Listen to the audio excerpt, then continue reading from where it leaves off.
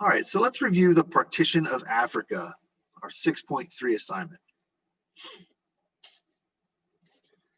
In the late 1800s, European countries began a scramble for African territories. Within about 20 years, Europeans had carved up the continent and dominated millions of Africans.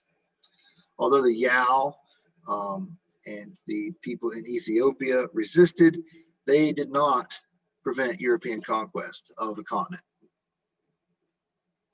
The first question is, it's a fill in the blank. It says Africa is a huge continent, nearly blank times the size of Europe. The people spoke blank of languages. We can look here. We're going to look at Europe, or I'm sorry, we're going to look at Africa in the early 1800s. Africa is a huge continent. It is nearly 3 times the size of Europe. Across its many regions, people spoke hundreds of languages and had developed varied governments. There were kingdoms and empires, there were city-states all across Africa with lots of different languages. A lot of people, even adults, smart people, they talk and think about Africa like it's one unitary nation, but it's a huge continent. It's 3 times the size of Europe. So it was incredibly diverse. With many different people of many different colors and languages and religions and faiths. So that's a good place to start out, is to understand that Africa is not just South Africa.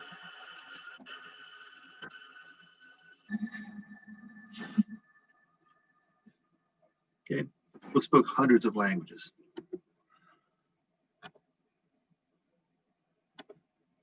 All right. The next question is, who was Shaka and what did he do? Here the text talks a little bit about how Islam interacted with Northern and West Africa.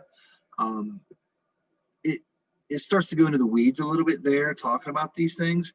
We need to know, though, that Europeans weren't the first outsiders to go into Africa and mess with things, okay?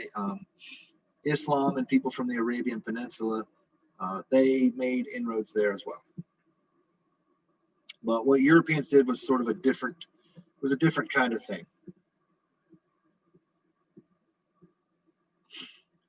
In southern Africa, in the early 1800s, the Zulus emerged as a major force. They had a leader named Shaka. Between 1818 and 1828, he waged a relentless war and he conquered many of his nearby people. He absorbed them into their fighting force. By encouraging these rival groups to forget their differences, he cemented a pride in the Zulu kingdom. His conquests set off huge migrations and war. It created chaos across much of the region, that is southern Africa.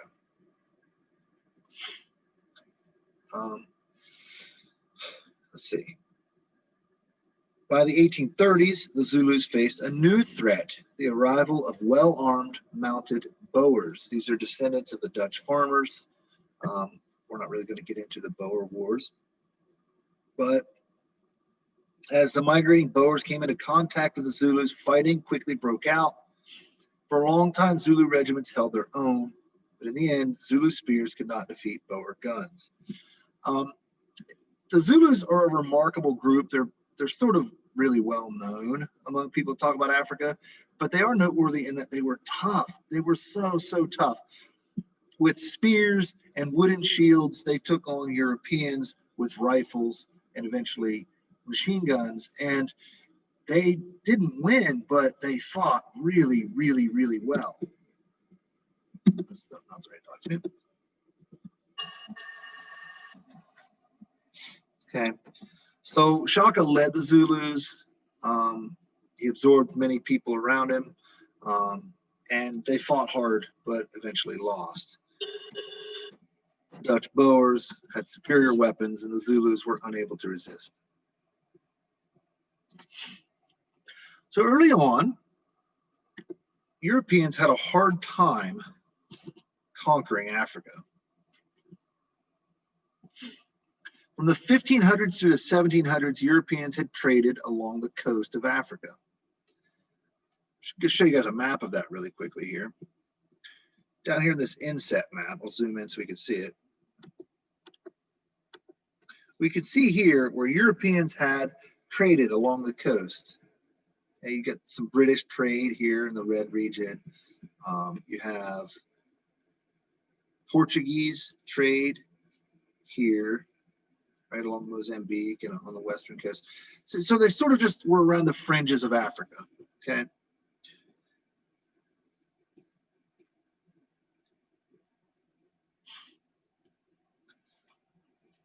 Africans wanted trade with Europeans, but did not want to house them. Resistance by Africans, difficult geography, and disease all kept Europeans from moving into the interior regions of the continent. Okay? Resistance by Africans, that is, the people didn't want them there. Okay? Difficult geography, that means the land was really hard for them to travel on.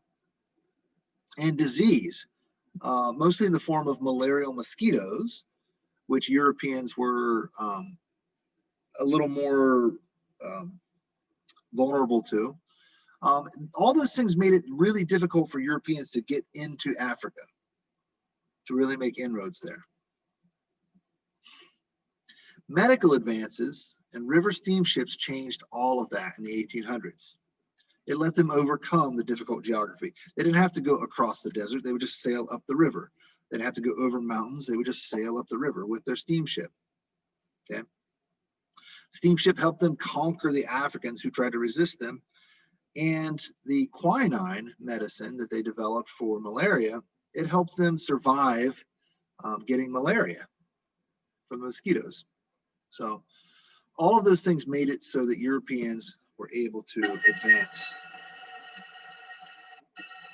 on Africa.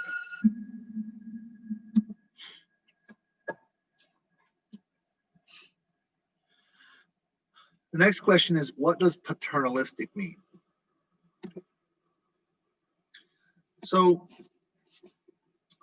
we talk here about explorers moving into Africa, Mungo Park, Richard Burton. We're going to talk about David Livingstone and Henry Stanley. They sort of explored Africa. They made a big deal of just making maps of the rivers in Africa. People going as far back as the Greeks, they wanted to know what the source of the Nile River was. And so finally, someone from Europe went and made a map and tried to find the source of the Nile River. But missionaries followed these explorers. Okay? Catholic and Protestant missionaries followed them. All across Africa, they tried to win the people to Christianity. The missionaries were sincere in their desire to help Africans. They built schools and medical clinics. They focused attention on the evils of the slave trade. Still, though, the missionaries, like most Europeans or Westerners, they took a paternalistic view of Africans. They saw the people as children in need of guidance. To them, African cultures and religions were degraded. They were barbaric or backwards. They urged Africans to reject their own traditions in favor of Western civilization. So paternalistic is the way that Europeans treated Africans. They treated them sort of like, when Europeans were being nice to Africans, they were treating them like children. When they were not being nice to Africans, we're going to see what happened. Okay. Here we're going to talk about Livingstone and Stanley. This part of the story gets a little complicated, so bear with me. The best known explorer of Africa was a missionary named Dr. David Livingstone. He spent 30 years traveling in Africa, and he wrote about many of the people there, and he wrote about them with sympathy and respect. He opposed the slave trade, which was a profitable business for African rulers and the foreign traders who made purchases. The only way to end this cruel traffic, he thought, was to open up Africa to Christianity and to trade. Okay, so Livingstone traveled Africa, okay, for 30 years. Many other people followed Livingstone. Okay. In 1869, the journalist, this is a newspaper reporter basically, named Henry Stanley, trekked into Central Africa trying to find Livingstone, who he had not heard from for years. He tracked him down in what's now Tanzania and greeted him with the phrase, "Dr. Livingstone, I presume?" Shortly afterward, King Leopold II of Belgium hired Stanley to explore the Congo River basin and to arrange trade and treaties with the African leaders there. So he was hired, Henry Stanley was hired to explore the Congo. And he succeeded in exploring far enough to find Livingstone. Stanley was hired because he had been successful in finding Livingstone, so he must know how to travel in Africa. And King Leopold II wanted him to ease the way for him to control trade in the Congo River Valley, or what's now known as the Congo, or the Democratic Republic of the Congo today. So who was King Leopold II? What did he dream of? Okay, so King Leopold II was the king of Belgium. Okay, am I missing? Am I skipping a thing? No. Okay. We're going to actually kind of skip past the Berlin Conference for a second. Okay.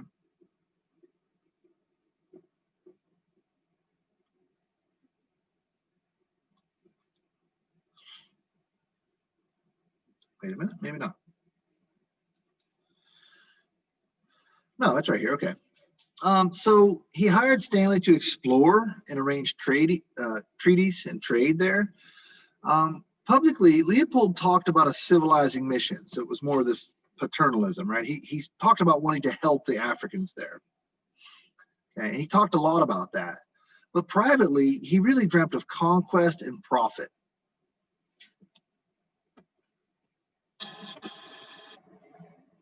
He dreamed of conquest and profit.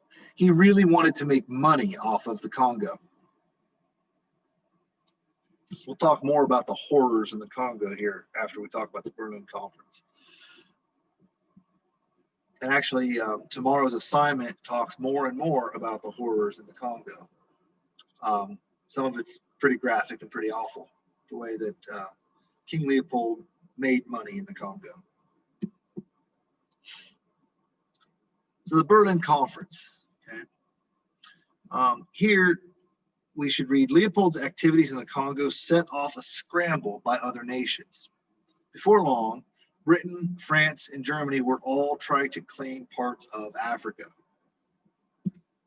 To avoid bloodshed, to avoid European bloodshed, Europeans met at an international conference in 1884. It didn't take place in Africa, but in Berlin. That is Berlin, Germany, in Europe. No Africans were invited to the conference.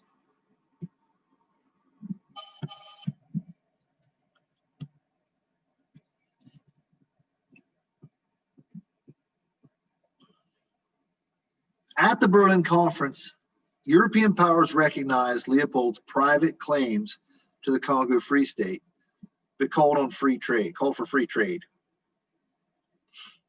They agreed that a European power could not claim any part of Africa unless it had set up a government office there. This led Europeans to send officials who would exert their power over local rulers and peoples. The rush to colonize Africa was on. In the 20 years after the Berlin Conference, European powers had partitioned or chopped up almost the entire continent, basically the entire continent. As Europeans carved out their claims, they established new borders and new frontiers. They basically drew their own maps of Africa with little regard for the way Africans had seen the land or set up their own settlement patterns. It's like if someone showed up in your backyard and started deciding, or someone showed up in your neighborhood and started deciding whose yard belonged to who, and then they started basically enslaving everybody in your neighborhood. So they had, these lines, the lines on this map of Africa, these were not drawn by Africans. Africans at the time, they didn't know anything about these lines. They didn't care anything about these lines. They had their own lines that they had drawn on the land. And Europeans sort of went in and carved it up the way they wanted. And they did that starting at the Berlin Conference. So, as this was going on and before this went on, something happened in the Congo. We're going to talk about it. Horrors in the Congo. Leopold and other wealthy Belgians exploited the riches of the Congo, including its copper, its rubber, and its ivory. Soon, there were horrifying reports of Belgian overseers brutalizing villagers. Forced to work for almost nothing, laborers were savagely beaten or mutilated. The overall population declined drastically. To say that the overall population declined drastically is to ignore that it was a Holocaust. It was an absolute destruction of a society. Eventually, international outrage forced Leopold to turn over his colony to the Belgian government. Under Belgian rule, the worst abuses were ended, but the Belgians still regarded the Congo as a possession to be exploited. Africans were given little or no role in the government, and the wealth of their mines left the country to Europe. We're going to talk more about this. We learn in the 20th century, that is in the 1900s, we learn about the horrors that took place during World War II and Adolf Hitler's attempts to destroy the Jewish people. But many of us have no idea what happened in the Congo, where King Leopold II did much of the same thing, trying to, he worked the people of this region to death, and there were just as many of them. So we're going to talk more about that in tomorrow's assignment. Okay.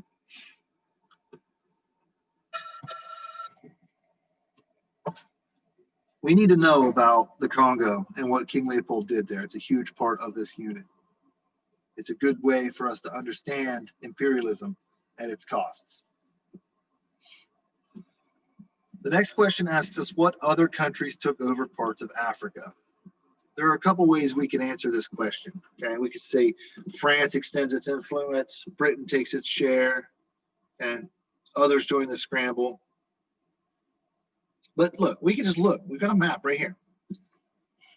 Belgium, Britain, France, Germany, Italy, Portugal, Spain, all of them laid claim to some part of the African continent. I'd like to point out again that none of this land was empty. All of this land had people who already lived there. There were governments that existed in these areas. This wasn't empty land that was settled. This isn't a distant planet where there's no life and we decided to start there. No, Europeans went in and took all of this from the people who lived there.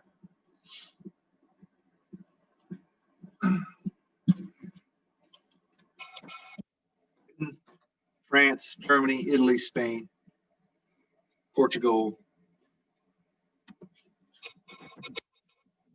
We're going to talk a lot more about France, Britain, and Germany than the others, but because they had the largest, well, France and Britain had the largest claims, but other countries did take part. So when we look at this map of Africa, and we look back at the inset, the little one of Africa in 1850, it's important we notice what changed. So let's go back to the map here. So we have our little map here. Hopefully you guys can see my cursor. We can see where Europeans had some colonies on the edges of Africa in 1850. But by 1914, the map of Africa looked different. What had changed? Well, we can see, as we said before, Europeans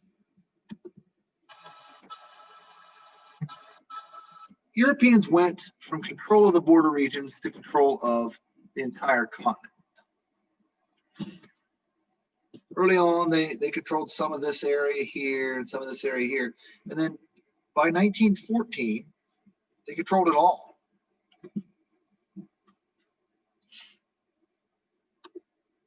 They controlled the entire continent. with a couple of exceptions. Ethiopia held out. Liberia, in its own weird way, sort of held out. That's sort of a weird, yeah. Liberia has an interesting history, but it changed. It changed. We Europeans completely conquered the continent. Question 13. Who were Ya, Asantewa, and Nehanda, and what did they have in common? So it's important to realize Africans resisted imperialism. They fought against it. Okay, Algerians battled the French for years. They still are in Northern Africa. We can't pretend that people in Northern Africa are not still resisting the French in Morocco, places like that.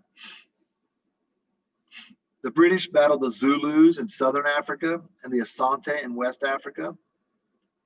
When their king was exiled, the Asante put themselves under the command of their queen, Ya Asantewa. She led the fight against the British in the last Asante War. I say Asante, but you might have heard the term Ashanti. These are the same group, sort of different pronunciations. Another woman who became a military leader was Nehanda of the Shona people in Zimbabwe. And she was captured and executed. So we need to know they were women. They were women, sort of forced into the role of resisting imperialism in place of the leaders who had been the leaders of their societies. The Yao and the Herero, they resisted Germany in East Africa. Okay, fighting was especially fierce in the Mahi Mahi Rebellion of 1905. The Germans triumphed only after burning acres of farmland, leaving thousands of locals to die of starvation. So Europeans would win at any human cost. At any human cost. Men, women, children, all, they would fall so that Europeans could control Africa. How did Ethiopia survive? So Ethiopia is a weird situation. We can look here on the map. Ethiopia, it remained independent, sort of. Mostly independent, we'll say. One ancient Christian kingdom in East Africa called Ethiopia, it managed to resist European colonization and maintain independence. In the late 1800s, their ruler, Menelik II, modernized his country. He hired European experts to plan modern roads and bridges and set up a school system.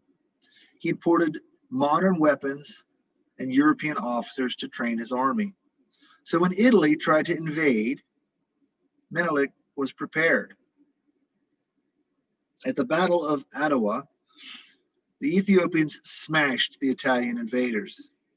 Ethiopia was the only African nation to preserve its independence. Liberia was sort of a Western holding. We'll talk a little more about Liberia with tomorrow's assignment, the Livingstone assignment. But Liberia was weird and different. It was formed by resettled slaves from the American South. So as America ended its Civil War, a lot of Southerners thought the best idea was to take all of the enslaved people in the South and send them back to Africa, and that's sort of how Liberia was formed. So it didn't really preserve independence from Europeans. I suppose that's only my opinion, but it was different. Ethiopia, they resisted. They survived by modernizing. Okay. Tomorrow's assignment is going to delve into this a little more. It's called Dr. Livingstone, I presume. It covers a lot of the same history, but it does it it's a little easier to read, and it doesn't go in depth with some of the ways that Africans resisted.